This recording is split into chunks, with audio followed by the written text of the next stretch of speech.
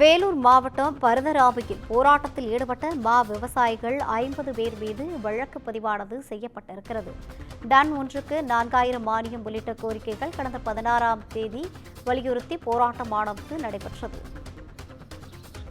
இதுகுறித்தான கூடுதல் விவரங்களோடு இணைகிறார் நமது செய்தியாளர் ஜான்சன். வணக்கம் ஜான்சன், கூடுதல் விவரங்களை வழங்கலாம்.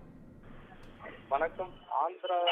ஆந்திராவில் தமிழக மாங்காய்களுக்கு தடை விதிக்கப்பட்டதை கண்டித்தும் தமிழக மாங்காய்களுக்கு டன் ஒன்றுக்கு 4000 மானியமும் டன் ஒன்றுக்கு ஆதார விலையாக 15000 தர வேண்டும் என்றும் வேலூரில் அரசின் மாங்கூழ் தொழிற்சாலை அமைக்க வேண்டும் என உள்ளிட்ட கோரிக்கைகளை முன்வைத்து கடந்த 16ஆம் தேதி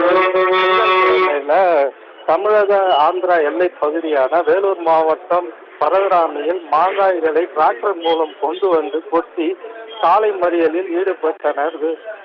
இந்த சாலை மறியலில் ஈடுபட்ட விவசாயிகள் மீது பொதுமக்களுக்கு இடையூறு ஏற்படுத்துதல் உள்ளிட்ட பிரிவுகளின் கீழ் விவசாயிகள் பெயர்களை குறிப்பிடாமல் 50 பேர் மீது பரதராமி காவல்துறையினர் வழக்கு பதிவு செய்துள்ளனர்.